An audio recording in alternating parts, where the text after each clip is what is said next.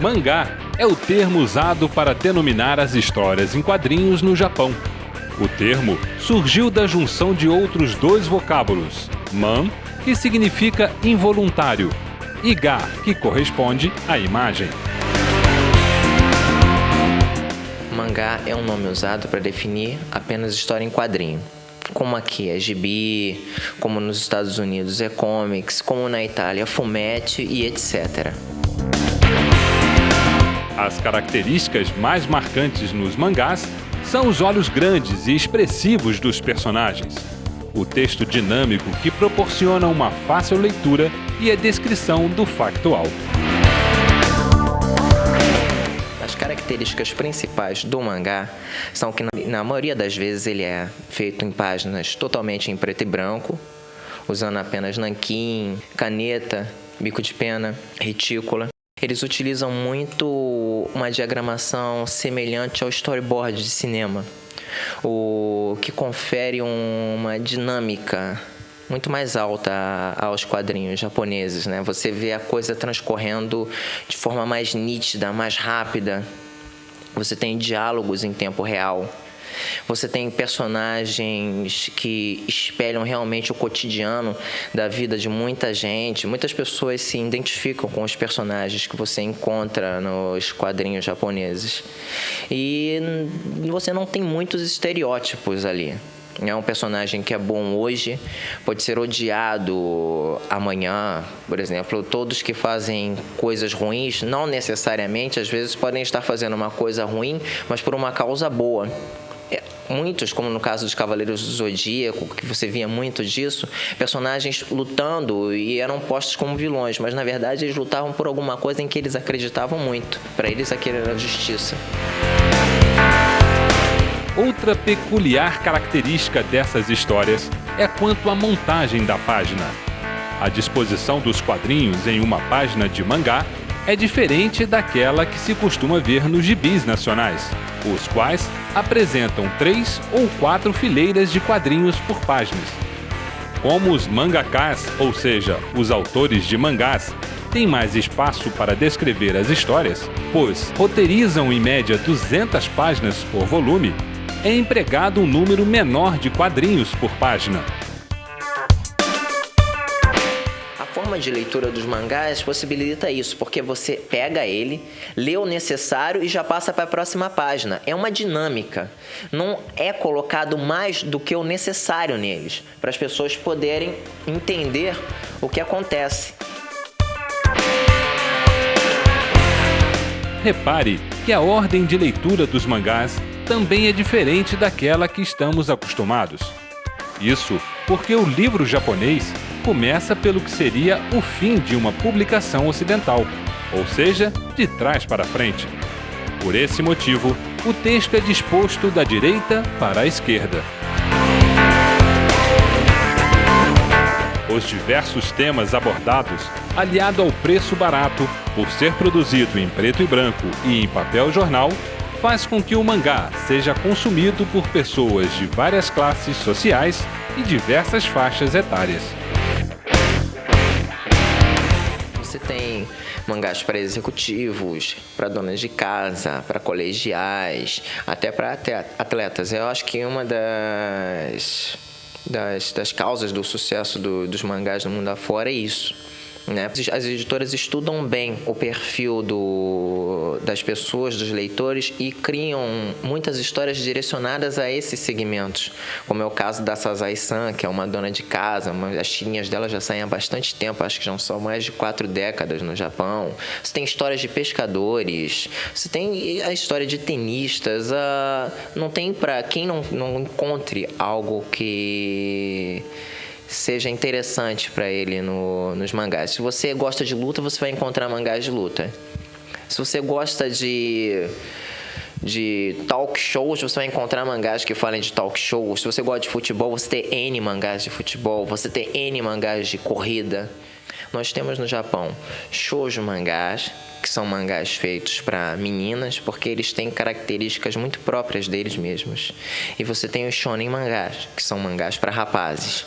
Cada um tem sua própria gama de características próprias. Uma das características mais marcantes, eu vou falar não uma, ou duas ou três talvez aqui. Primeiro, a arte final. No mangá masculino, no mangá para rapazes, ela é bem mais intensa, é tudo bem mais nítido. A arte final feita com bico de pena, ela é mais precisa e ajuda a dar mais impacto às cenas. Já no mangá feminino, não. A arte final é mais fininha, você não tem tanto acréscimo de sombras quanto o mangá masculino tem. É tudo mais suave, mais simples, porque o desenho não é tão importante assim, porque muita coisa é passada pelas ideias. Ao invés de colocar um cenário impactante, qualquer coisa assim, para estimular a ideia de um bem-estar, aqui no caso elas colocaram umas flores, eles usam muito retículas, coisas que lembrem rendinhas, porque é tudo questão de sentimento, de passar a emoção, isso é o que é mais importante no mangá das meninas, enquanto que no mangá masculino tudo fica focado mais na ação, nos desenhos, na forma como a coisa foi finalizada. Os personagens são muito bonitos, são mais bem acabados. Antigamente tinha uma lenda de que no Japão de que shoujo mangá era sinônimo de mangá mal feito, mas não. As meninas que geralmente fazem, ou os homens que fazem shoujo mangá, muitas vezes têm um traço muito bom. Mas para manter as características do meio deles, eles conservam essa linha de ação. Não confunda o estilo josei mangá com o shoujo mangá, que ambos são destinados ao público feminino. A diferença é que o josei possui uma temática adulta. Outro segmento de muita procura é o hentai mangá, que possui conotação sexual.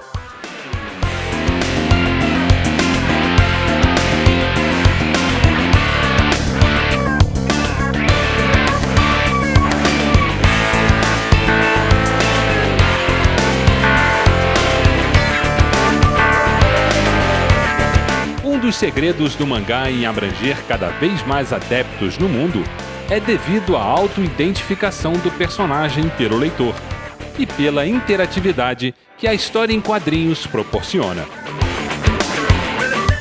Na maioria das publicações no Japão, os editores eles têm uma preocupação importante quanto ao que os leitores acham do roteiro e acham dos desenhos, porque lá a competitividade é uma coisa absurda.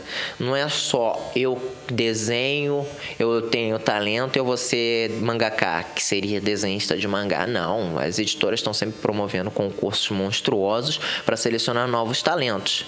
Tudo bem, eu passei. Eu trabalho para uma editora Shueisha, trabalho na Shonen Jump, trabalho na Nakayoshi, beleza. Não é bem assim. Ele tem que estar tentando evoluir e se superar constantemente. Porque nas revistas vem tipo um questionáriozinho, uma fichinha de questionário que é uma enquete, para os leitores poderem votar o que eles acham da história e o que eles acham do traço. O traço é a forma particular que cada desenhista tem para desenhar. Uns fazem um personagem mais queixudo, outros fazem mais compridos, uns fazem eles mais estilizados, enquanto outros fazem mais próximos de uma realidade de traço humana. Mas todos são votados constantemente. Há sempre essas enquetes. Poxa, desenho tal é legal, o pessoal adora a maneira como os personagens são desenhados, adoram o design das garotas. No outro, nossa, eles adoram o design dos robôs. Então, o desenhista tem que estar antenado com tudo isso para poder acrescentar e modificar constantemente o seu traço para poder se manter numa publicação. O mangá mexe com o imaginário, proporciona troca de experiências, fetiches, emoções e muita diversão. E é proporcionando um mergulho ao mundo mágico e sedutor que os leitores tornam-se insaciáveis. É preciso ter algo que personifique, que dê vida aos personagens. É imprescindível que se obtenha mais e mais informações sobre determinado personagem ou série. Essa necessidade faz com que os mangás se ramifiquem em vários outros produtos. O mangá, animes, são coisas muito sérias pelo menos no Japão e em outros países também, mas mais no Japão, onde é o cerne de tudo. Quando você faz um mangá tipo Cavaleiros do Zodíaco, tipo As Guerreiras Mágicas de Re-Earth, ou algo como Sakura, algo como Evangelion, Blade, os mangás de sucesso, todos eles são fadados a gerarem N coisas, merchandising, o marketing por trás disso é monstruoso. Se o mangá faz sucesso hoje, automaticamente ele vira um anime. Ou seja, desenho animado. Esse desenho animado vai gerar brinquedos, então gera um investimento da empresa que fabrica eles, que vai financiar o anime, vai financiar o mangá. Esses brinquedos vão virar jogos, camisas, filmes, é muita coisa por trás. Há uma concorrência muito grande, isso toda hora gera produtos, né? Então é uma empresa que gera bilhões e bilhões de dólares por ano. Agora, não só dentro do Japão, como na América do Norte, América do Sul e Europa. É muita coisa envolvida, brinquedos para montar, álbuns de figurinha, até papéis higiênicos de determinados personagens você encontra. Tal é a popularidade que eles têm junto ao público. Você tem empresas aéreas que já puseram o Pikachu em Boeing já. Você tem marcas de personagens de anime famosos patrocinando a Jin League japonesa. Você tem quadrinhos, mangás ligados até ao Ayrton Senna, ao Zico, e você tem muitos bonecos. Você tem, sei lá, é uma miríade de coisas tão enorme que é impossível citar tudo que sai, desde doces até embalagens de alimentos contendo personagens célebres de anime e de mangás. Um mangá de sucesso, ele gera um anime. Esse anime com certeza vai ser sucesso. A vantagem do anime é que ele vai poder ser exibido e assistido por um número maior de pessoas. Aí vem a oportunidade para se fazer jogos de videogame, álbuns de ilustração, álbuns de figurinha, mochilas, lápis, papel de parede, embalagem para tempero de miojo e até papel higiênico, dependendo do nível de popularidade do personagem. É muito dinheiro. Só a indústria, CDs de áudio vendem-se aos montes. Videogame, então, se o desenho é bom, ele gera joguinhos de luta, jogos de RPG, jogos de aventura, e o mesmo desenho ele pode ser subdividido em algumas mídias para diversas faixas etárias. Uma das coisas que faz muito sucesso também é brinquedos, garage kits e figuras de ação. O garage kit, como o nome diz, é um kit de garagem. O garage, por ser um kit feito artesanalmente, ele não tem uma grande quantidade, quanto um action figure feito por uma fábrica teria.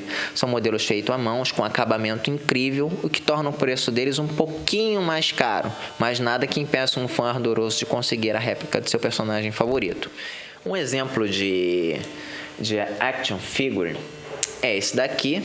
Vocês podem notar a quantidade de detalhes que o modelo tem. Eles geralmente são todos, como são modelos de ação, eles não são tão frágeis quanto um garage kit, que várias vezes é feito de resina, de gesso, durepox e quebra com facilidade, são estáticos. Esse, apesar de serem modelos para colecionadores, muitas vezes não são crianças que compram, são fãs, eles tem um nível de detalhe assombroso. Até luva, tem todo o movimento, mexe a cabeça, destaca, encaixa tudo. Deixa eu botar o Kaniya daqui, né? É o personagem central do Akira. Esse daqui é o Dark, de um mangá de sucesso. O desenho não foi exibido aqui, só se consegue por fansubers, que são os meios que exibem os desenhos, os animes que ainda não chegaram oficialmente no país. Esse aqui é o Dark, do desenho Dark Angel. É um mangá, uma réplica em action figure do personagem principal também. É igualzinho, palavra de fã. Essa daqui é a Armitage, também personagem de um desenho de ficção científica muito famoso no meio. Ele é da década de 90, de uma ciborguezinha, né? Ela tem sentimentos, é um anime que fala de conflitos entre robôs, ciborgues e humanos. Também é feita pela McFarlane Toys, assim como o Kaneda, né? É a menina dos olhos de muito fã de mangá e anime. Se o cara é fã de mangás e animes, com certeza você vai encontrar na casa dele qualquer bonequinho. Claro que diferente, não é até injustiça minha chamar de bonequinhos, porque para um fã isso vale muito. O preço deles varia de 40, 50, 120 reais, ou até muito mais, dependendo do modelo e de quão raro ele for.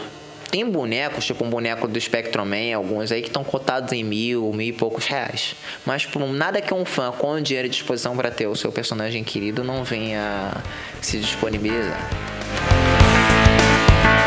Difundido em 1814 por Katsuhika Hokusai, o gênero artístico mangá teve a sua produção interrompida durante a Segunda Guerra Mundial, voltando somente em 1945 devido ao Plano Marshall, que destinou verbas para a literatura japonesa.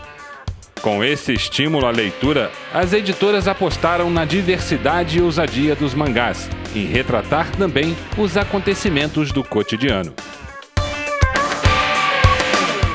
Olha, o mangá moderno, ele começou, bem dizer, com Osamu Tezuka, né? E para fazer as histórias dele, ele tinha uma preocupação em espelhar o cotidiano do que acontece ao redor. Se você faz um mangá sobre escola, sobre crianças ou sobre adultos, guerreiros ou o exército, seja lá o que for, há sempre uma preocupação em espelhar o mundo que está à sua volta. Então, é um tipo de mídia que vem sofrendo atualizações espontâneas. É uma coisa que acontece sem nenhuma obrigação, porque já é um costume. Você está sempre pondo a pessoa no tempo dela mesma. Isso cria uma identificação automática, né?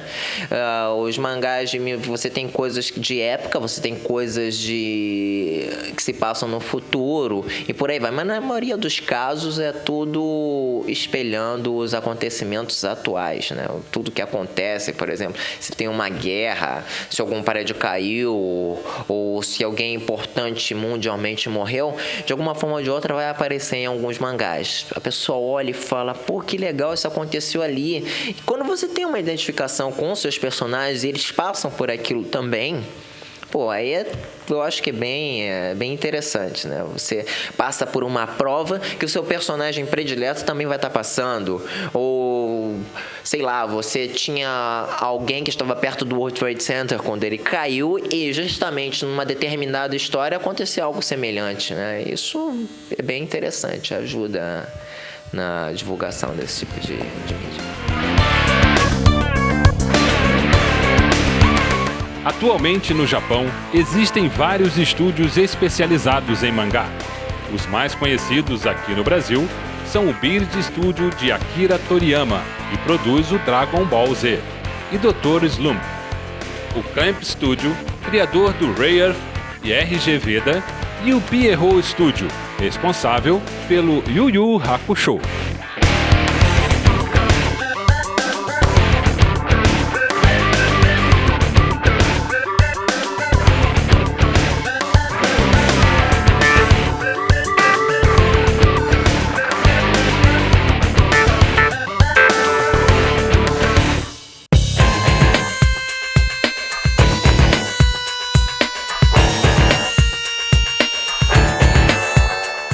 Agora que já conhecemos um pouco da história, que tal aprendermos os conceitos básicos para criarmos um personagem de mangá?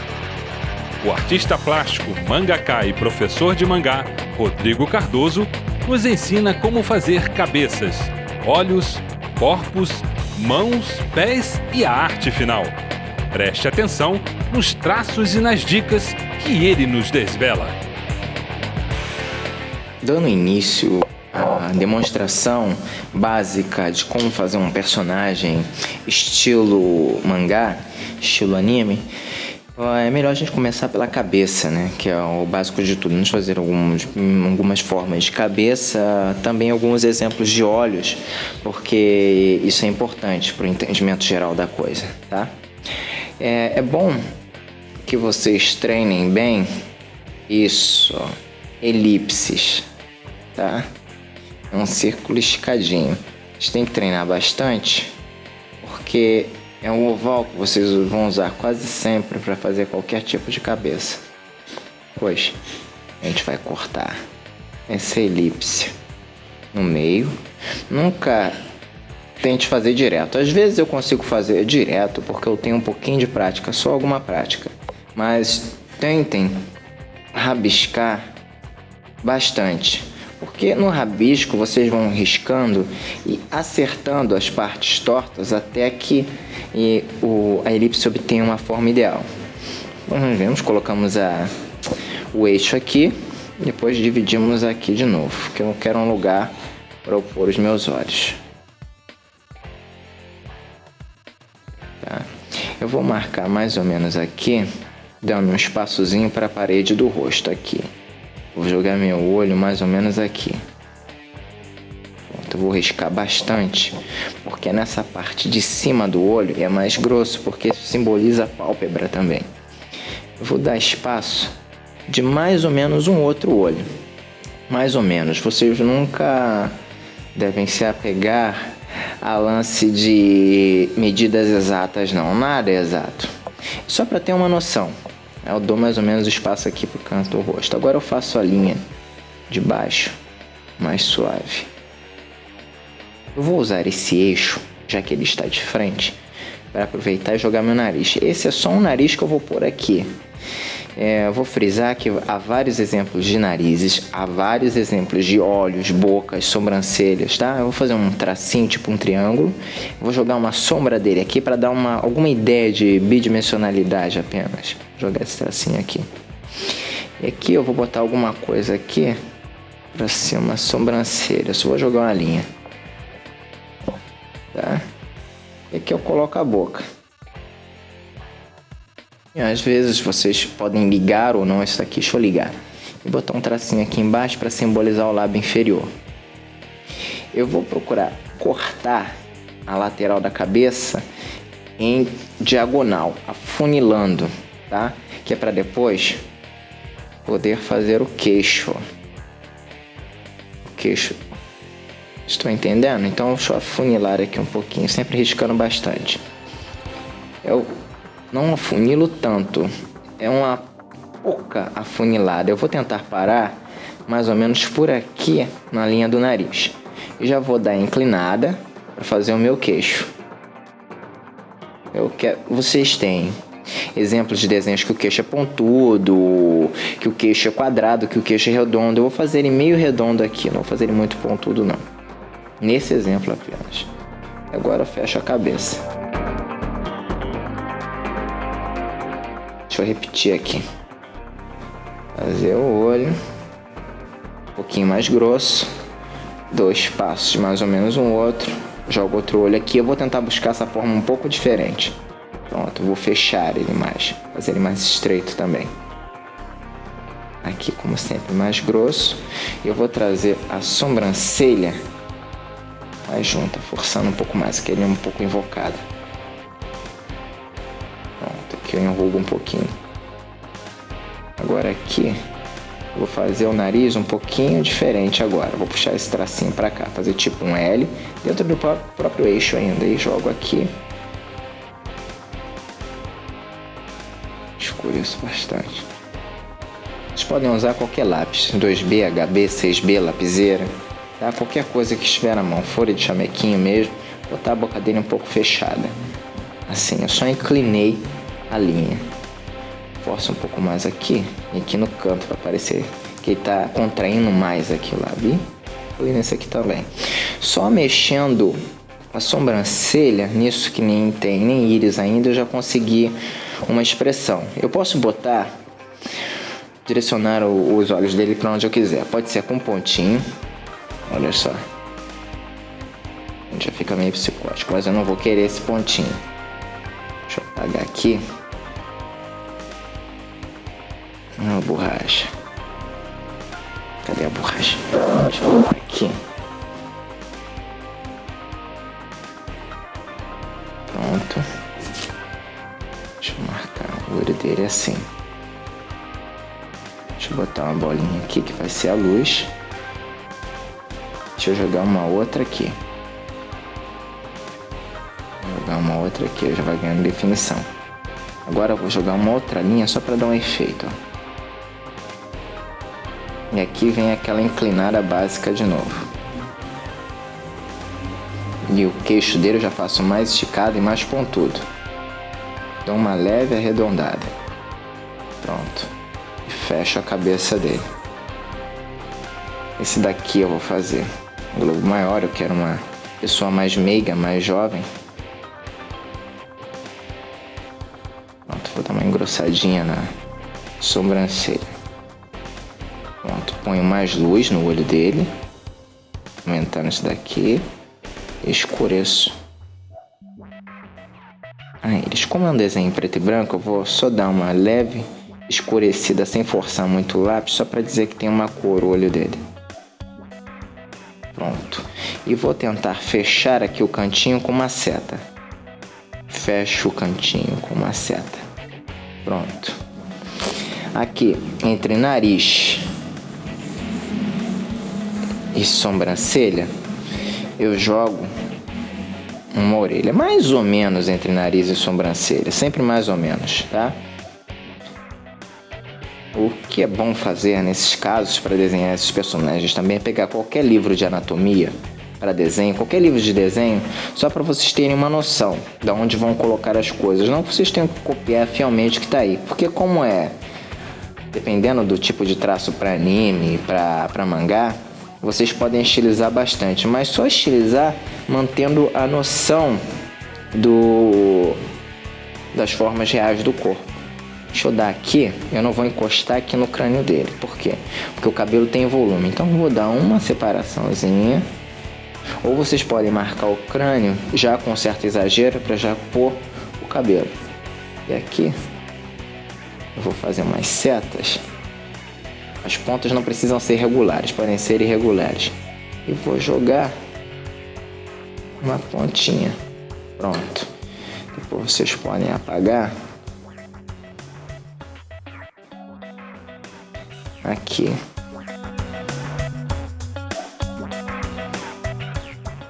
O que sobrou.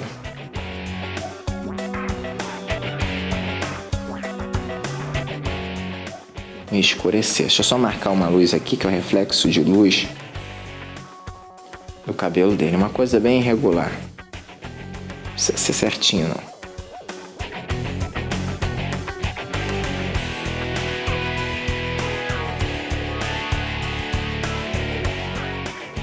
O rosto dos homens, dos rapazes, eles não precisam de muitos detalhes, mas se fosse o caso, se fosse de uma menina, nós aí colocaríamos cílios, mais luzes nos olhos, dependendo. Só que para parecer menina, na maioria dos casos se usa uma boca menor e se procura detalhar mais os olhos, tipo cílios.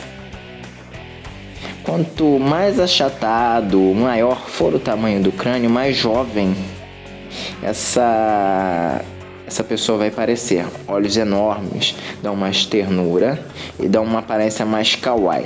Kawaii em japonês seria uma aparência mais gracinha, mais meiguinha ao personagem.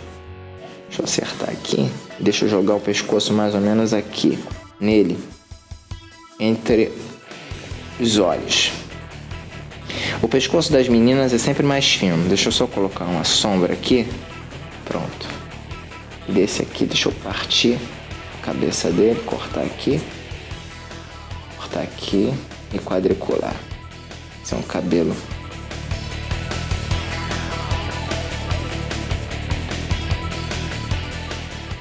de cuia, caído e comprido para trás. Aqui eu só vou deixar uma franja.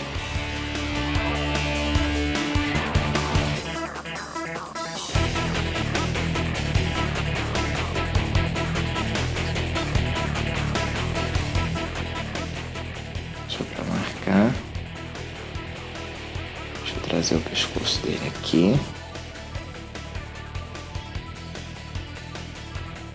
tá? O cabelo dele pra cá.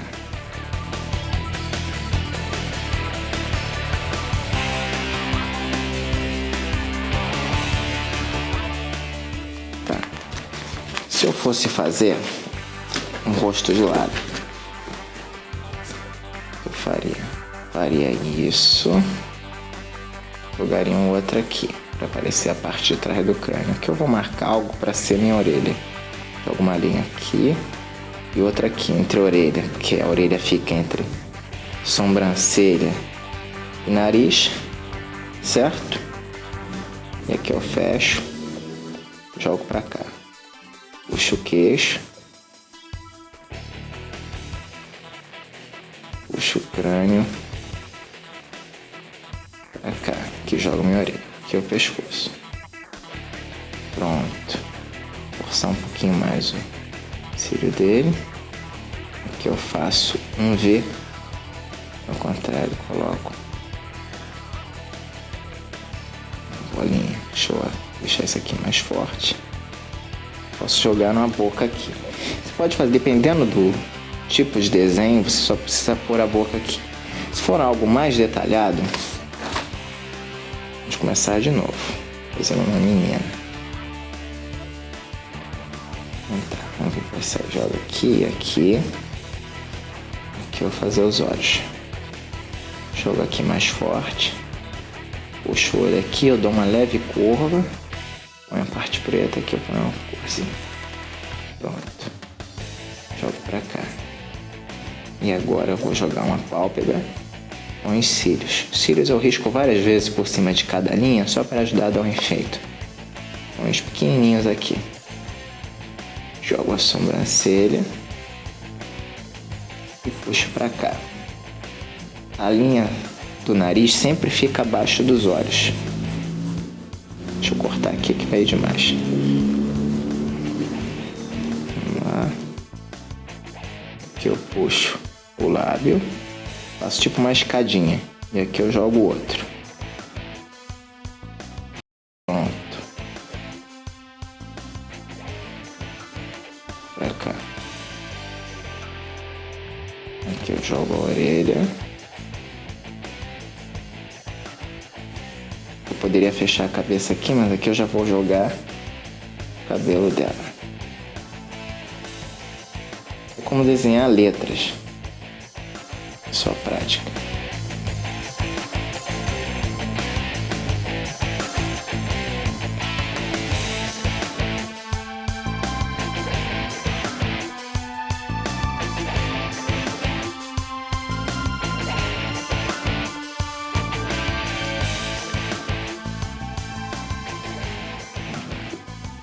Agora esse aqui eu vou tentar direto já. Vamos ver aqui.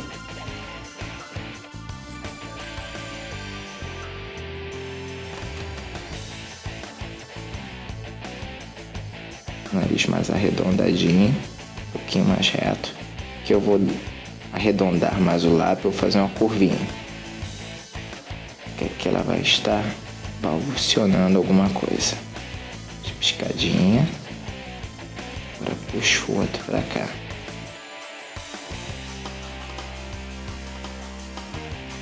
Pronto, jogo a testa dela aqui.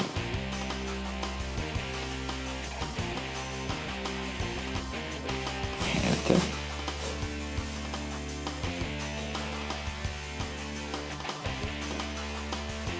Orelha entre nariz e sobrancelha. Pronto. Pescoço. Aqui eu vou jogar uma luz, que é reflexo de luz no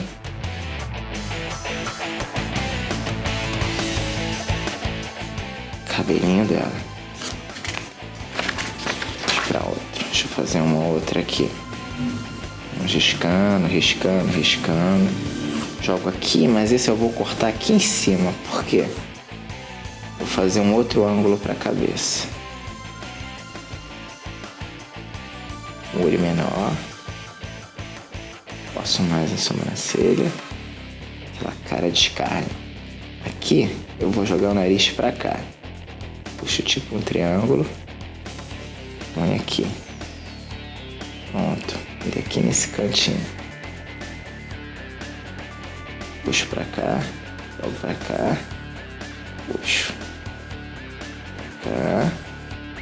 Jogo a orelha aqui. Aqui teria o crânio. Mas eu vou jogar. Eu vou ter aqui. Aqui eu inclino a boca. Curva ali os dentes. Marco uma ou outra parte da gengiva. E aqui eu vou intensificar um pouco mais o canino dele, para dar mais impacto. Aqui eu marco a língua. Aqui eu marco o fundo da boca dele. Aqui eu dou uma cor mais leve para dentro. Se eu quisesse, eu podia dar uma curvinha aqui. Jogar um pouco mais de sombra nos olhos.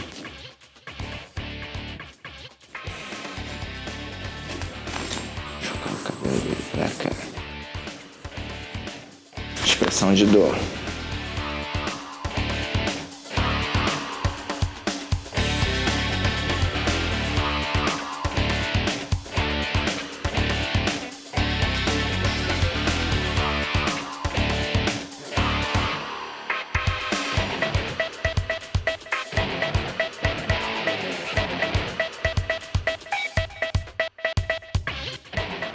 Lágrimas. Para definir que o olho está fechado, eu faço uma linha bem grossa e forço aqui a sobrancelha e jogo mais rugas. Aproveito aqui a área da cabeça, que ela está com a cabeça um pouco mais inclinada.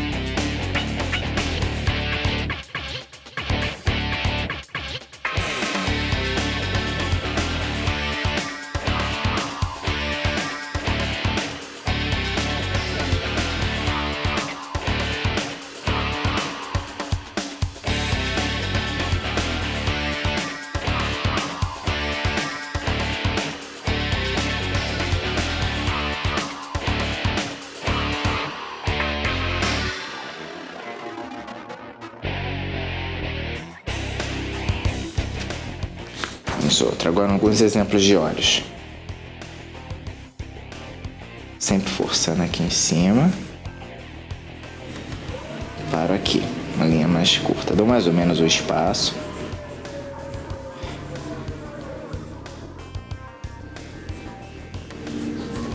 Corto aqui, jogo bolinha, outra luz aqui dentro. Jogo bolinha, outra, corto aqui.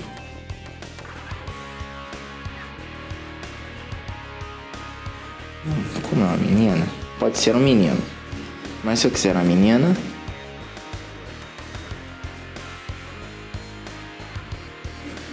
jogo cílios. Outro olho.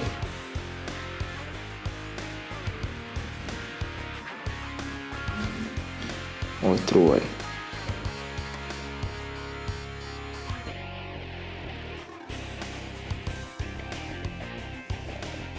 Olhos grandes são práticos porque você pode manipular bastante a expressão do personagem com a ajuda da sobrancelha.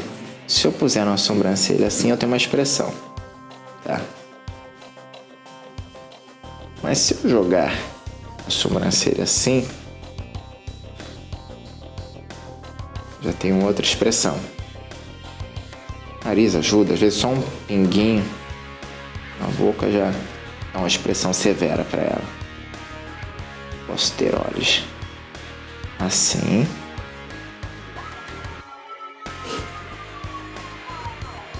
bem grossos, meio estilo clamp. Sobrancelha. Aqui bem forte, aqui eu tenho um canto em seta bem forte. Escolha isso aqui. Eu posso ter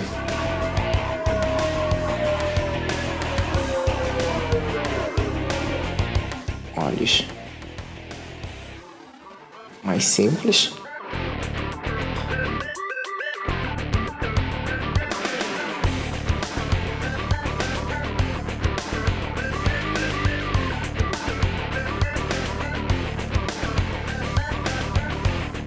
Posso ter olhos um tanto mais humanos.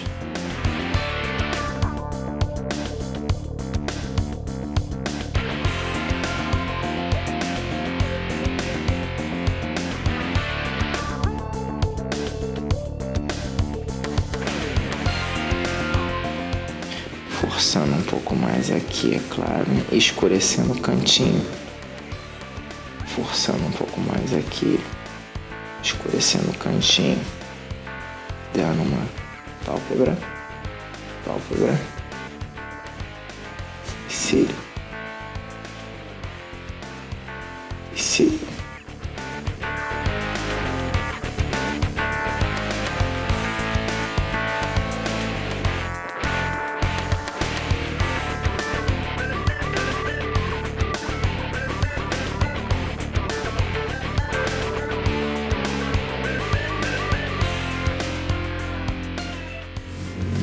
Para cá no círculo, vocês podem botar, direcionar a eles para onde vocês quiserem. É só imaginar essa esfera e aonde vocês vão depois colocá-la. Ela pode vir para cá, para lá.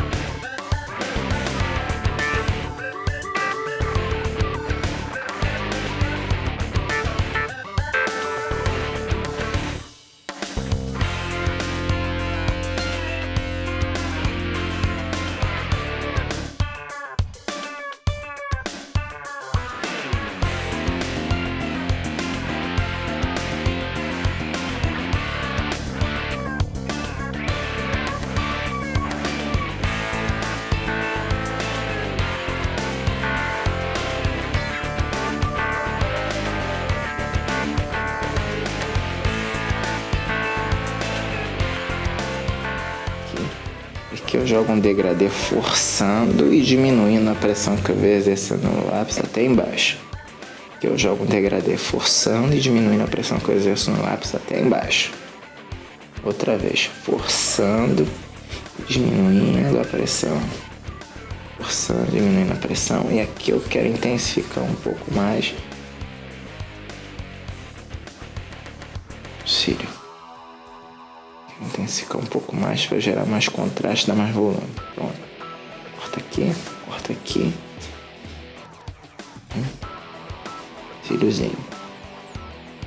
Cíliozinho. Vou jogar ainda por cima mais uma pálpebra. E risco aqui. Risco aqui. Risco aqui. Risco aqui. Risco aqui. Aqui, risco aqui.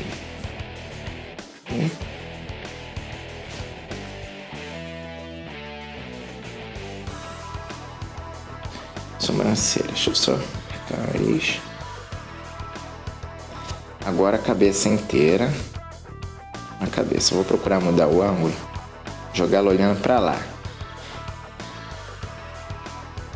Corta aqui. Esse olho pra cá. Deixa aqui. Como ela está, o ângulo da cabeça muda um pouco. Este olho vai ser mais estreito. Aqui eu puxo meu cílio. Jogo isso pra cá. Corto aqui.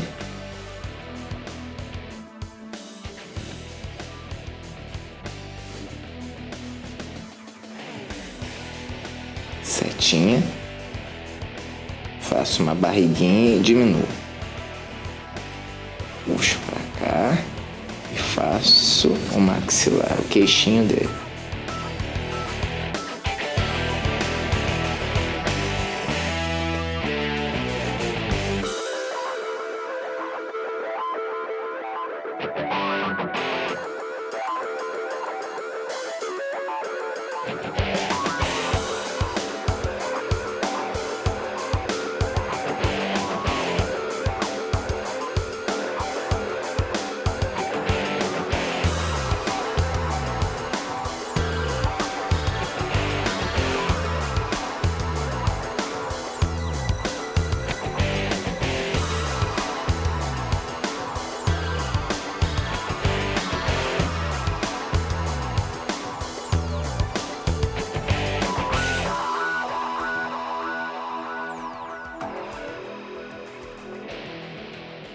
Luz, parte escura, a luz escura, que eu dou uma corzinha bem fraquinho,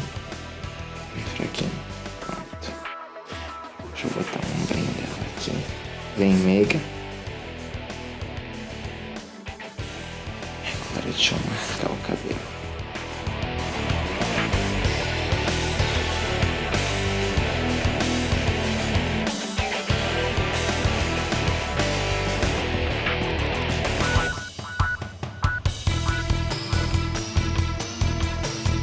Sempre muita curva, o lance é ter ritmo, é buscar uma direção, como se vocês fossem pentear o cabelo do personagem.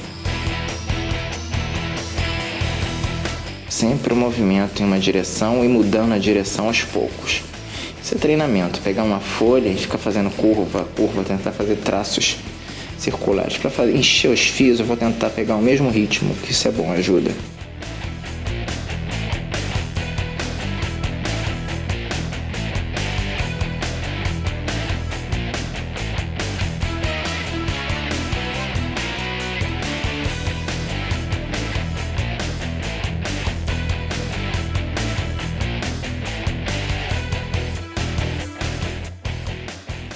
Aqui eu vou deixar meio clarinho, porque é a área que eu quero que tenha luz no cabelo dela.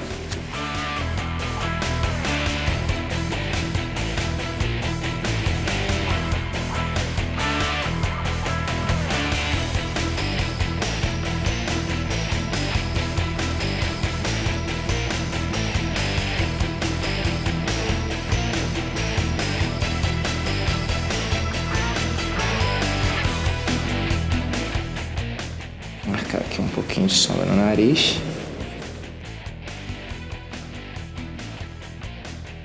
Corta um pouquinho mais pra cá, são só os ajustes. Escureço um pouquinho aqui. Deixa eu fazer mais um. Agora eu vou tentar fazer um conhecido.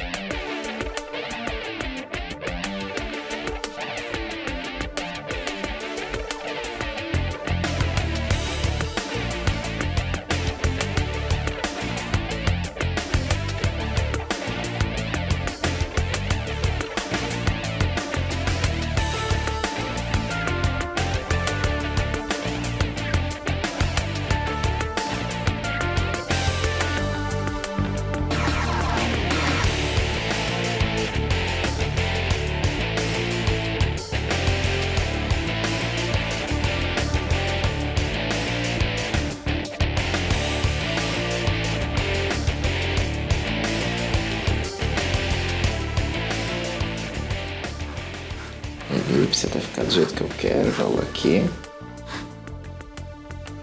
Aqui eu faço o olho triangular. Triangular. Aqui eu jogo pra cá. Esse aqui eu tô fazendo com caneta. Caneta tem que ter cuidado para não errar muito. Você tem que procurar fazer linhas mais finas, mas usando mais leveza na mão. Mas o treinamento com caneta é muito bom, porque vocês vão aprender a não depender muito da borracha. Eu forço um pouco mais aqui, forço mais aqui, cruzando linhas em direções opostas. Agora joga essa pálpebrazinha aqui, esse olhinho dele aqui. Pronto. Puxo pra cá esse Lzinho, faço isso.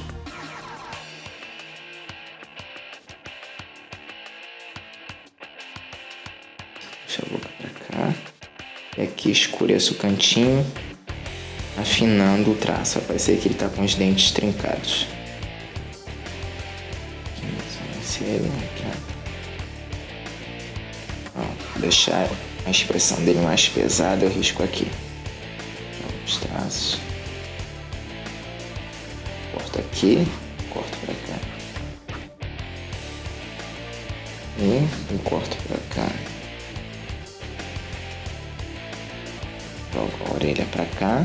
Esse tipo de desenho característico do Akira Toriyama, ele faz as orelhas maiores.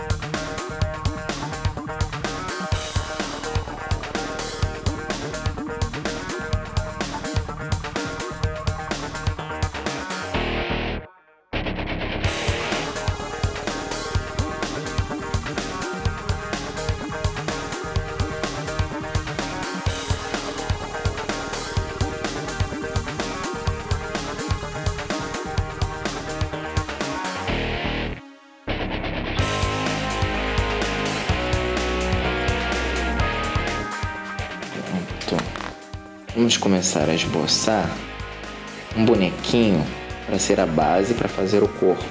Eu começo com uma elipse e faço uma bolinha aqui para o tórax dele. Corto o tórax como se alguém desse uma mordida num biscoito recheado. E aqui eu jogo uma outra elipse.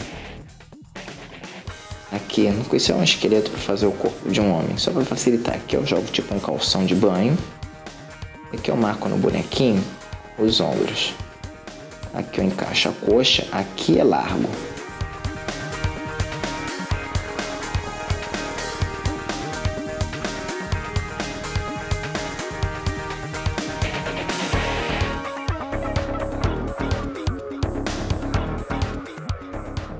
Braço, cotovelo vem na altura da cintura.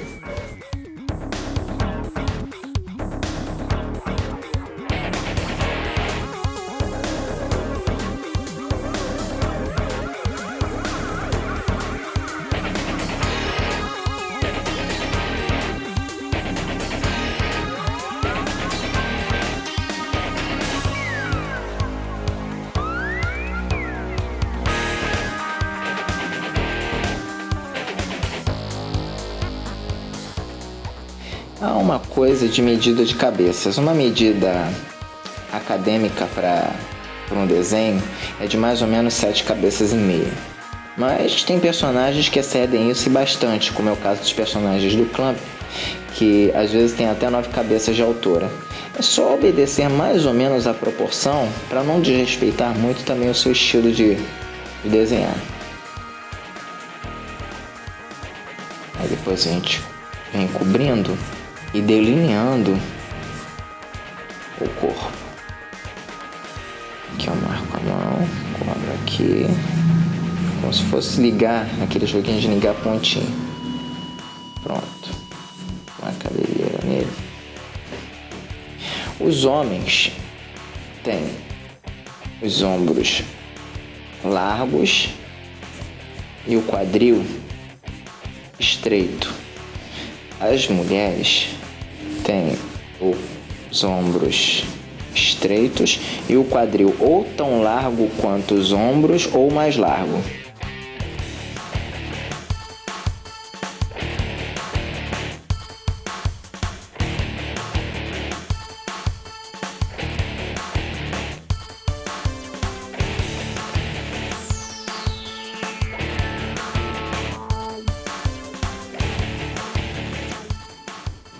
Caixinha, um biscoito mordido. Eu posso jogar uma linha no meio eixo para dar um pouquinho de sinuosidade ao movimento. E aqui eu jogo o quadril dela, tipo maior. Corto para cá e para cá.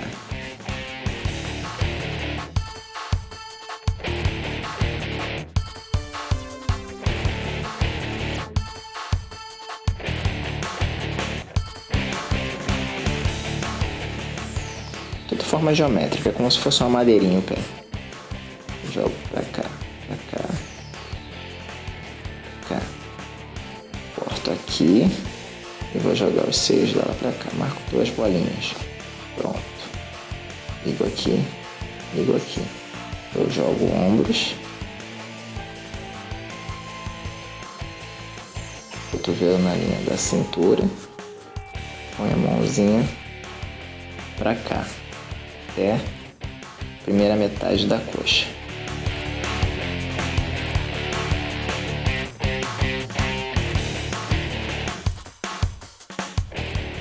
Uma base para vocês fazerem a cabeça em cima do corpo.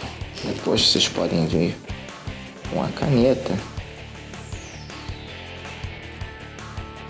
passar o desenho a limpo.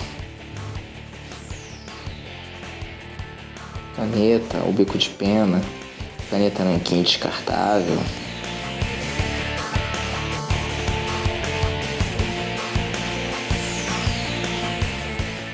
Nos mangás e nos animes se usa muito a bico de pena, mas quando não se tem bico de pena para finalizar, vocês podem usar uma caneta nanquim, desde que vocês simulem uma arte final de bico de pena, que dá muita elegância ao traço, uma coisa que eu vou mostrar em seguida depois, para não manter o traço com o desenho com um traço único o tempo todo.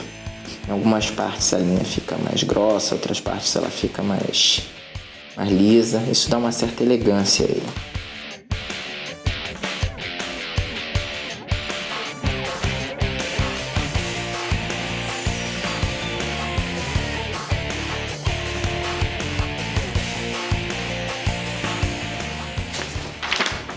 Pronto.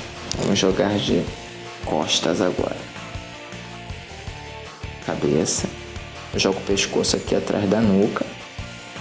Eu vou jogar a linha para dar algum movimento. Corto aqui.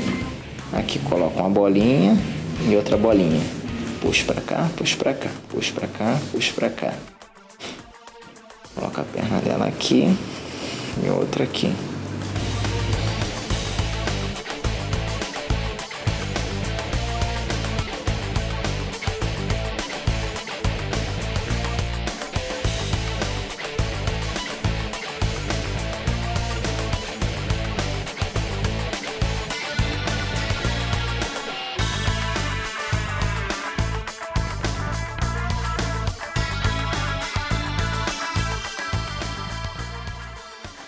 Aqui eu jogo a mãozinha, dedinho, outro dedinho e aqui eu marco o dedão.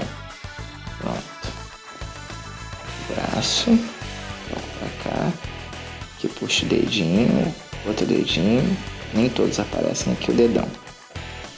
Puxo pra cá, aqui eu jogo o quadril dela. Puxo aqui, só mantenho algumas linhas agora.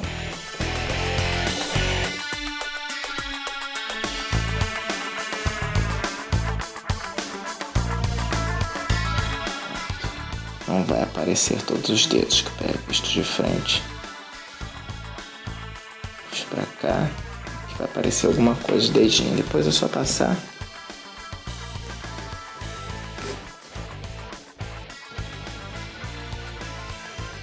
Desenha limpo.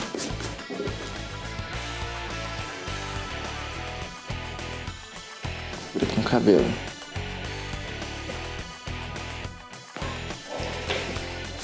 Vamos fazer de lado.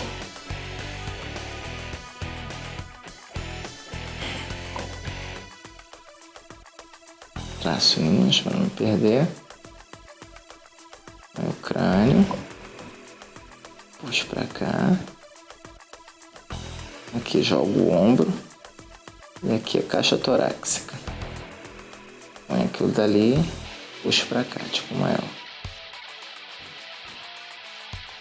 Pra cá. Pra cá. Jogo outra perninha mais à frente. Você bota aqui. Pra cá. Aqui o braço. A mão. Agora passo ali. Narizinho. Cabelo. Aqui. Seja aquela subidinha da costela. Delineio onde tiver que delinear. Aqui engrossa um pouquinho por causa do músculo da perna gêmea. Marco o pezinho do bonequinho, que vai ser a base pro personagem. Puxo aqui, essa pele que vai quase liga no seio.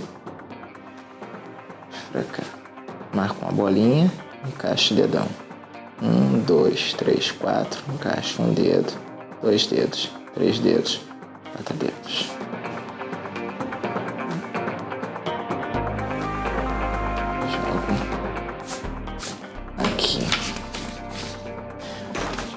Corpo masculino em 3/4. Marco a cabeça.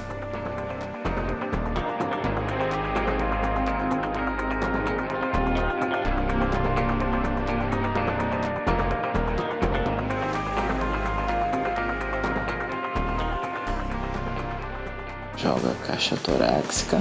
Corto pra cá. Corto aqui. Aqui jogo o ombro. Deixa a bolinha pra cá. Tudo é cortado aqui, ó.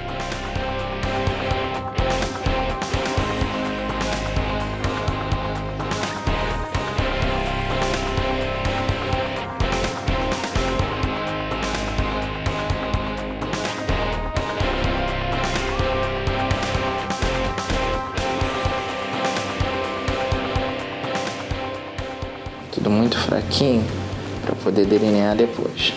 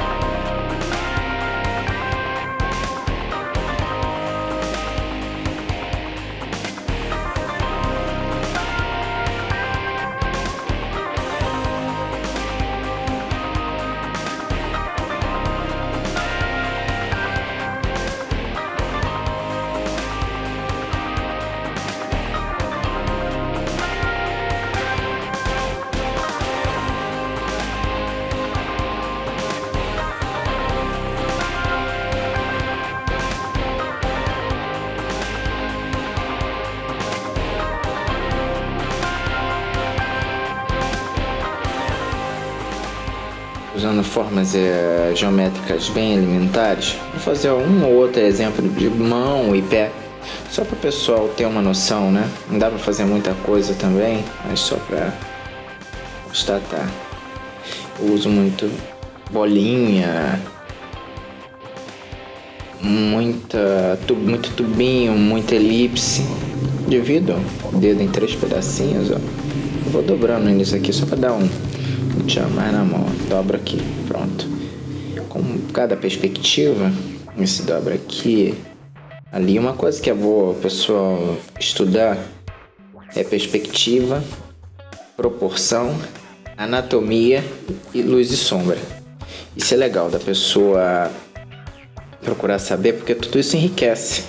Você vai ter um desenho mais trabalhado. Mas o lance é que quanto mais se aprende, mais se desenvolve, mais tempo leva-se para concluir um desenho. Não é rápido não. O povo tem aquela ideia de que quanto mais você desenha, mais rápido sai o lance. Mas não, tá errado. Quanto mais você sabe, mais demorado é para terminar algo.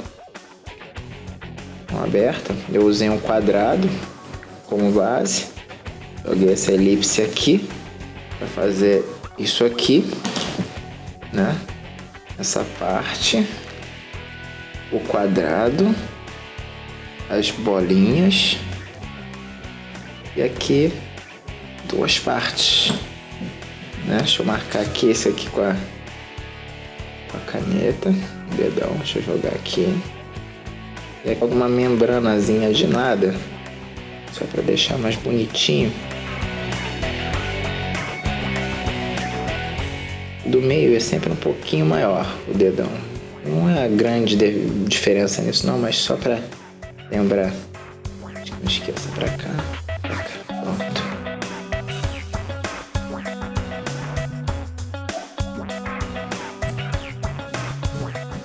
Caneta, depois vocês passam a limpo.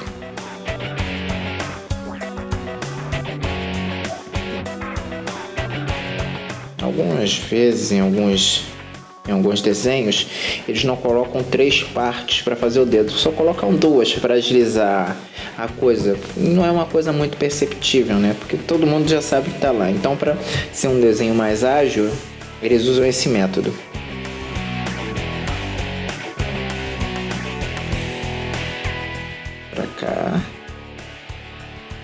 Para cá, aí jogo para cá, dobro aqui o quadradinho, jogo para cá. Dobra aqui o quadradinho, dobra pra cá, dobra aqui o quadradinho. Pra cá, dobra aqui. Pronto. Aqui é a parte da mão, ó, fechada.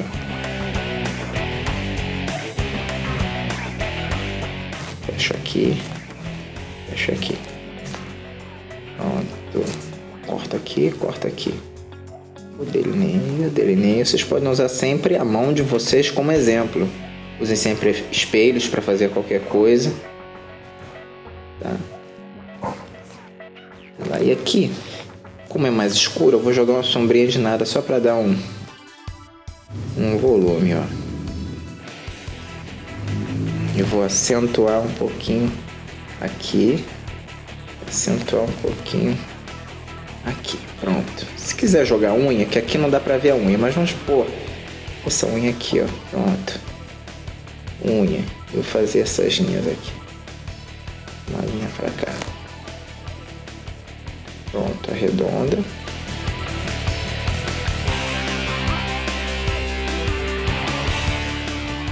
outro exemplo, que ela mais abertinha, quase igual ao outro, mas deixa eu jogar aqui, porque às vezes estão fazendo um desenho, ela pode sair mais simples, ó, sem marcar tanto, ó.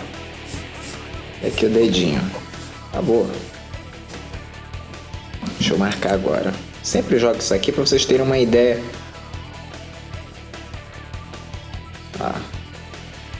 Pronto. Pronto, os tubinhos, ó. Dá uma elevaçãozinha. Pronto. Pronto, por cada perspectiva. De trás recebe uma sombra. Outra recebe uma sombrinha também. Esse daqui é uma sombrinha mais escura. Ele está mais atrás.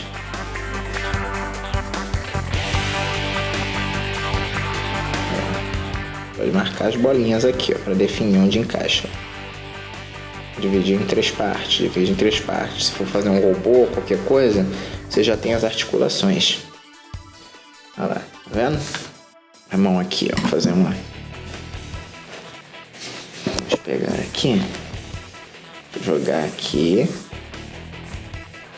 Jogar pra cá, ó, inclino, dão pra cá, pronto, puxo pra cá, dobro o quadrinho, jogo aqui, puxo pra cá, dobro o quadradinho, jogo pra cá, dobro o quadradinho, jogo pra cá, dobro o dedinho.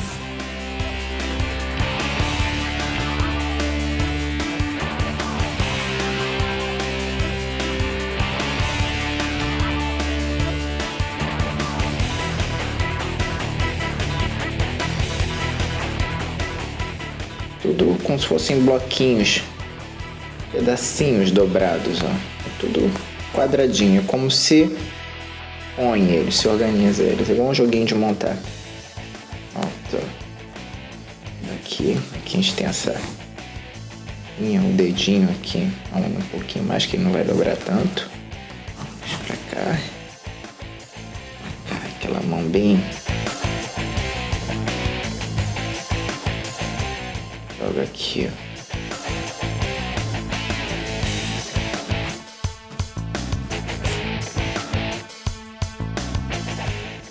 Pronto.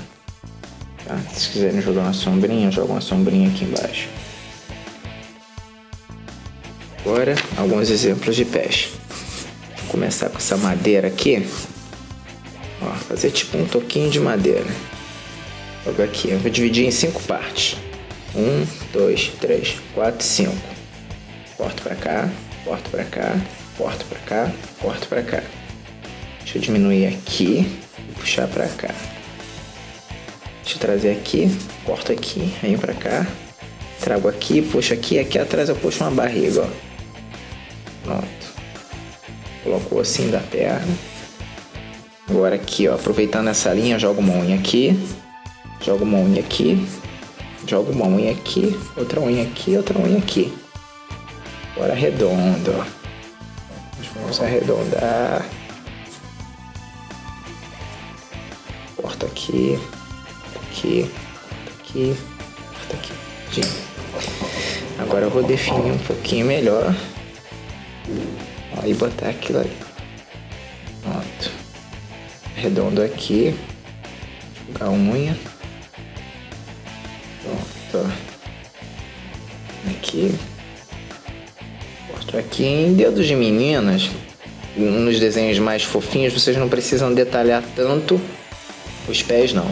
É um pé de marmanjo, então a gente coloca mais essas marcas aqui. Mas nas meninas não, pode deixar tudo mais lisinho. Se quiser, dependendo do tipo de desenho, não precisa pôr nem unha. Fica aquela coisa de Barbie, entendeu? Aquela coisinha, aquele pezinho pequenininho pra ficar bonitinho. Principalmente quando for uma história que vocês vão mostrar muitos pés delas. Pronto, aqui umas linhas aqui. Aqui, o mesmo toquinho. Vou dividir em 1, 2, 3, 4, 5. Aqui, dou uma olhadazinha que faço do pé. Pronto. Pra cá, pra cá, pra cá, pra cá. Pra cá, pra cá, pra cá, pra cá, escadinha. Aqui, aqui, aqui, aqui. Pronto. Deixa eu dar uma achatadinha aqui pra tirar o que não é necessário. Pronto. Deixa eu apagar aqui o que sobrou. Aqui. Pronto. Aqui. Pronto. Aqui o ossinho aqui. Pronto. E lá a parte da do pé que aparece. Agora vamos acentuar o dedo meio achatado, meio juntos, escadinha, como ó, o dedo pra cá, outro dedo pra cá, outro dedo pra cá, a escadinha. Aqui a gente joga a unha. Aqui você coloca aquelas coisinhas nos dedos. Tá? Mas nada como uma foto de um pé. Se tiver em dúvida, tira o sapato ou o chinelo e pode dar uma conferida. Aqui eu coloco e aqui eu puxo. Ou assim, pronto. Vamos tirar a sobra de novo. Nada é exato. Vamos fazer agora um pé de lado. Pra cá, pra cá, pra cá. Pronto. Vou jogar um aqui, outro aqui, outro aqui. Não muito, olha a perspectiva. Ó, pra cá, pra cá, pra cá. Escadinha. Ó o dedão. Puxa aqui, sobe um pouquinho. Sempre subindo um pouquinho, ó. tenho aqui um espaçozinho entre eles. Quando eu for fazer a escadinha, deixa eu limpar aqui direitinho pra vocês poderem ver. Agora eu vou reforçar. Pronto. Aqui eu sempre subo um pouquinho de nada. Também não pode ser muito, por causa da perspectiva, já que os dedos estão emparelhados. Às vezes nem precisa mostrar todos eles, tá?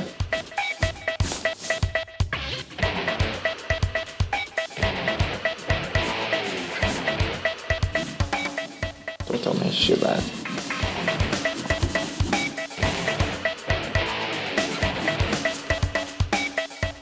Um pouquinho da unha, ó. Pouquinho da unha, pouquinho da unha, pouquinho da unha. As linhazinhas, tá de marmar.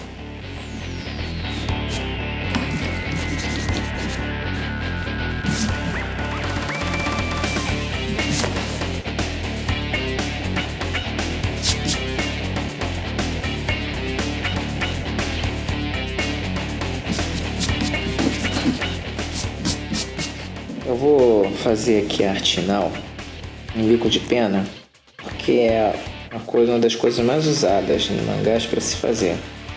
Nas partes onde houverem curva e ponta, eu forço a pena um pouquinho mais para dar essa diferença de um traço, de uma área com traço mais fino e outra com traço mais grosso. Isso deixa o desenho mais bonito, pelo menos um desenho totalmente em preto e branco, visualmente mais interessante do que fazê-lo com linha única. Já deixei o Inuyasha aqui previamente preparado só para isso. Agora tipo na bochecha, na ponta de orelha, no cabelo, no olho. Aí com a arte final nós aplicamos mais a ideia de profundidade. Uma boa arte final é tudo. É bom sempre tirar o excesso de tinta da pena para evitar aquelas gotas de tinta preta indesejáveis sobre o desenho.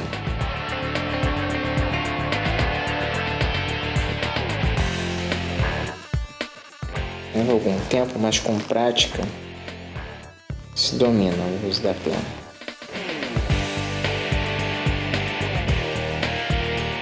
Na arte final também pode-se usar aguada de nanquim, que o povo pode pegar um pouquinho de nanquim e dividir em diferentes porções de água. Quanto mais nanquim e menos água, mais escuro vai ser o cinza. Quanto mais água e menos nanquim, mais clara vai ser a cor da sombra, do cinza, que vocês vão usar para fazer as tonalidades de sombra da ilustração.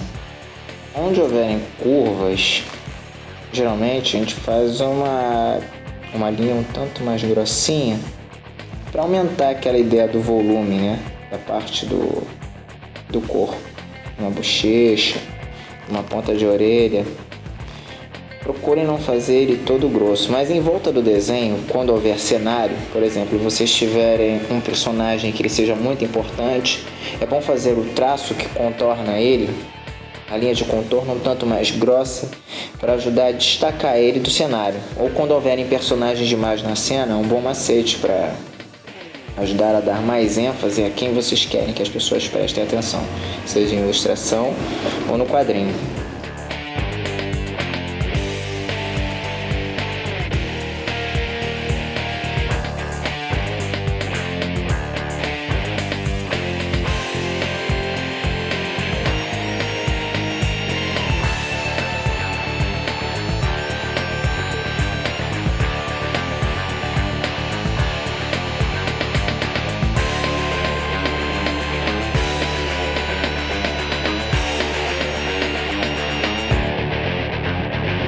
As explicações de desenho, eu tentei passar alguma coisa de técnica bem básica referente à construção de um personagem, uma forminha básica para vocês montarem qualquer personagem de anime, de mangá, né? Seja de vocês ou algum conhecido qualquer que tenha semelhança, mas como eu disse, é tudo muito rápido e básico.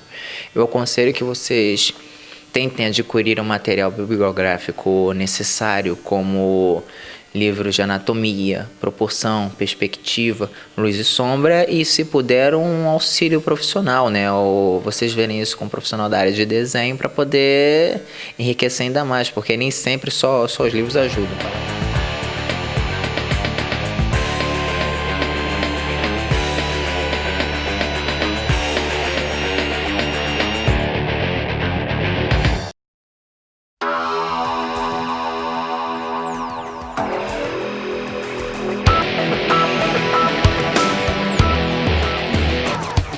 Conquistando cada vez mais admiradores, o anime normalmente é a versão animada do mangá que fez sucesso. Uma exceção foi a série Neon Genesis Evangelion, que foi criada diretamente para a TV, sendo posteriormente transformada em quadrinhos. Considerado como um dos grandes fenômenos das últimas décadas no Ocidente, os desenhos de olhos grandes, quando comparados aos mangás, são mais simplificados. Afinal, quanto mais simples for o anime, mais rápida e prática é a produção.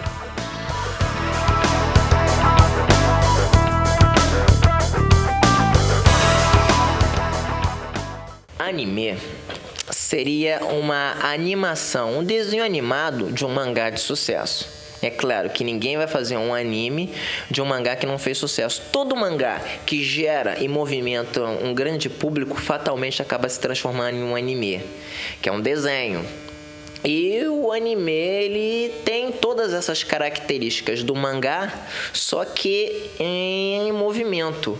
Uma curiosidade dos animes como é o caso, não vou falar dos longa-metragens, porque os longa-metragens recebem uma injeção monetária muito grande e não sofrem esse problema. Mas os animes de TV, como a maioria deles tem muitos capítulos, entre 50 a 300 e até 400 e pouco, como é o caso de Dragon Ball, Sailor Moon, Detetive Conan, eles precisam de certos macetes para baratear o custo da produção deles, como é o caso de você usar ângulos interessantes de câmera, porque você buscando, às vezes você está filmando o personagem, você filma ele de cima do elevador, ou então visto de baixo, ou então você pega ângulos que seriam impossíveis de fazer com uma câmera com atores reais. Isso não dá para filmar isso desse jeito, mas o desenhista pode desenhar daquela forma única.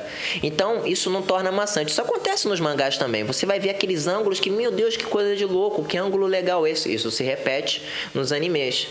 Esta forma de fazer barateia também os custos com as células de animação, porque cada segundo de animação, por exemplo, cada frame é um desenho. Vamos dizer que um desenho de boa qualidade tenha 24 quadros por segundo. São 24 quadros para cada segundo animado, né? Um desenho mediano aí. Para não se utilizar tantos frames assim, para você baratear os custos com acetato e todo o material que você usa, eles exploram muito esse negócio do ângulo da câmera, né? Ou da situação, da ideia. Porque você vê, mas esse troço é muito parado. Se alguém pegar um anime corriqueiro de TV e comparar com um anime da Disney, você vai ver aquela coisa fluida, aquela animação soberba. Mas em termos de conteúdo e de sacada, o anime leva vantagem, porque ele explora esse lado, né? Esse lado estático. Ao mesmo tempo que eles estão parados, mas eles estão utilizando bem uma ideia, um ângulo. Isso funciona muito bem, né?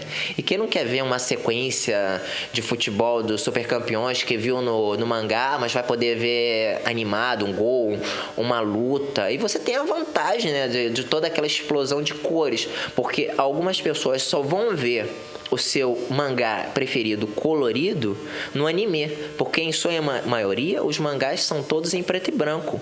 Raro algumas, e salvo algumas exceções, em que os mangás principais recebem umas poucas páginas coloridas em suas edições semanais. Mas isso os mangás principais, os de maior sucesso, os blockbusters.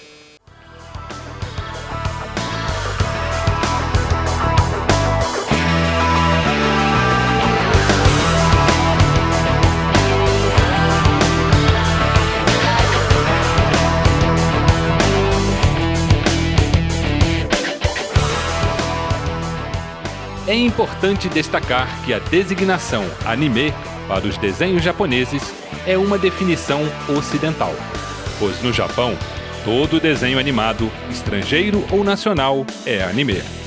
Esse desenho animado possui uma história de início, meio e fim, onde os personagens crescem, fazem amizades, se conhecem, se apaixonam, vencem e perdem desafios. Outra característica também pertinente aos mangás é que os animes possuem um mercado segmentado pelos gêneros masculino, feminino, infantil e adulto.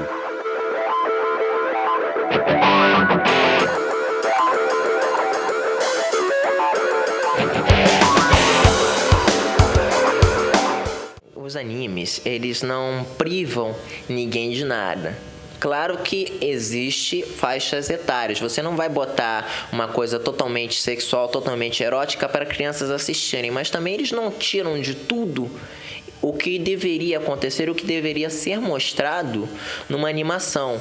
Eles não são tão hipócritas assim. Se um personagem recebe um tiro e ele for fatal, é claro que ele vai morrer. E muitas vezes, devido à educação, ao preparo cultural que as pessoas que vão assistir isso têm, não é a necessidade de corte, não é a necessidade de omitir certas coisas. Isso faz com que a produção seja mais verdadeira, seja tipo com um seriado, um filme que você pega pra ver, em que tá tudo ali. Isso é bem legal. Você vê o seu personagem, se ele tiver que sofrer, ele vai sofrer. Você vai ver se eles vão pra cama, se não vão, isso tudo acontece. Dependendo do tipo de anime, isso tudo acontece, né? Mesmo tem muita coisa nos desenhos que não são animes que eles não põem, eu não entendo porquê, mas nos animes não, eles estão livres dessa censura boba, né? Alguns canais, claro, até aqui no Brasil, picotam animes inteiros, mas não é o caso, tem muitos canais que exibem os animes na íntegra, né?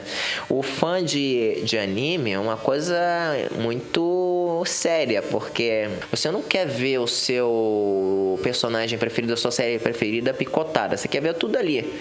E é feito para pessoas como você. Como é uma coisa segmentada, eles têm o público. Então, se eles já têm esse público, eles sabem com quem estão lidando, eles vão fazer coisas para esse segmento. Então, não tem a necessidade de cortar nada, porque quem produz sabe com quem está lidando e sabe para o que esta pessoa vai estar preparada ou não. Então, o corte é uma coisa desnecessária. Os animes bons fatalmente acabam virando produções de cinema, porque o anime acaba, a pessoa, nossa, eu tô com aquele gostinho de quero mais. Então, se o anime gerou todos os frutos em termos de marketing que tinha que gerar, vendeu muito brinquedo, vendeu muito álbum, vendeu muito jogo de videogame, muito RPG, então é a hora de fazer um longa-metragem. Então eles fazem um longa para cinema, que aí a coisa muda de figura. O desenho ele vai ganhar uma produção muito mais bem acabada, ele vai ser fluido, vai receber tudo que tem que receber, todos os acabamentos, todo o cuidado e todo o dinheiro que precisar, porque aquele foi uma fórmula de sucesso e rendeu os frutos necessários para uma produção bem acabada. Então, eles, fatalmente, os de sucesso também se tornam longas para o cinema, de 1h30 a 2 horas. Tem o caso também dos OVAs. Você tem um anime essa classificação, quando você vê OVA. OVA era um termo muito usado até a década de 90, porque seria original video animation, que são séries feitas especialmente para o mercado de vídeo. Por exemplo, você tem a Cavaleiro do Zodíaco, que tem 100 e tantos episódios. Você tem a Dragon Ball, que tem 300 e poucos. Aí você pega um determinado segmento daquela história, o passado de alguém, como alguém, no caso do Samurai X, ganhou uma cicatriz, e conta aquele detalhe que foi citado, mas não foi mostrado no anime. Mas aí, e se, como é uma série direto para o mercado de vídeo, direto para ser alugada ou vendida em DVDs ou coisa do gênero, ela não tem aquela necessidade daquela produção rápida da TV, de você tá com o capítulo pronto toda semana para pôr. Então eles têm mais tempo, como é uma série mais curta, pode-se trabalhar mais nos desenhos. Então são séries mais bem acabadas, tecnicamente falando, elas são bem melhores, né?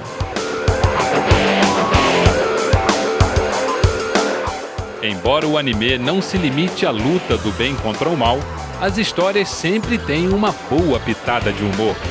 O anime se evidencia também pela agilidade da arte, pelos enquadramentos ousados e por demonstrar muitos movimentos de cena.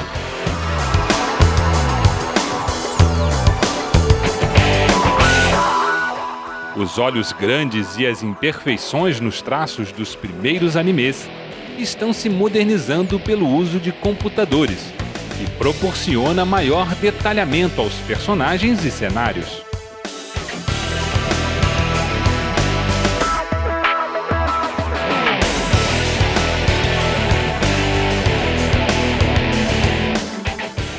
O que vem mudando nos animes durante nos anos, eu acho que no início,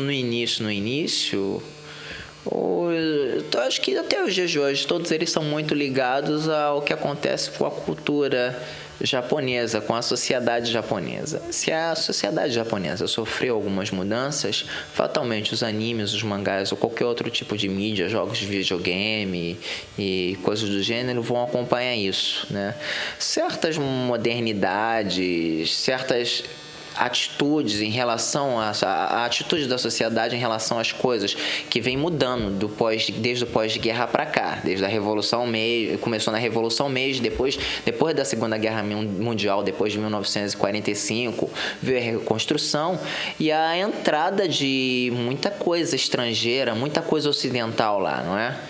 Então, as mudanças que estão acontecendo na cabeça das pessoas acontecem nos animes e nos mangás também. Por exemplo, é muito contraste entre uma cultura muito formal, mas por outro lado, toda aquela modernidade, toda aquela atitude que os jovens querem ter, toda aquela sensação de liberdade, né? No Japão, as pessoas antigamente eram todas muito obrigadas a agir como um grupo, sempre era o grupo, unidos são a força, mas no final dos anos 80, eu acho que se começou a se valorizar muito o lado da individualidade do personagem, tanto que em cantores de J-Rock, trilhas sonoras japonesas, de uns tempos para cá eles vêm tentando buscar isso no modo de vestir, na atitude no palco.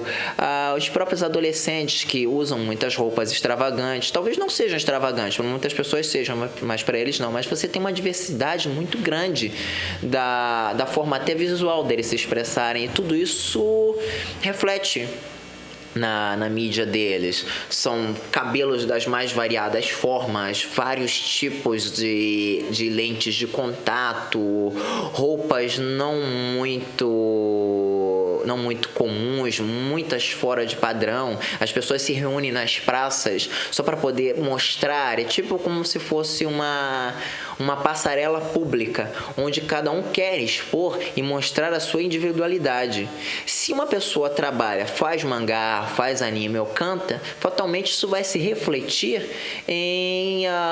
nos mangás, como é o caso de tem uma menina que ela é a protagonista de um mangá aqui, nacional, já está sendo publicado no Brasil, o Speed Girl, que a menina principal, ela vive em centros de bronzeamento artificial, porque ela está sempre bem morena, bem escura mesmo. O personagem que tem o cabelo todo laranja, isso acontece muito, tem acontecido muito de uns tempos para cá. Eles não têm utilizado tantos padrões comuns ao Japão até pouco tempo atrás, entre a década de 60, 70, metade dos anos 80.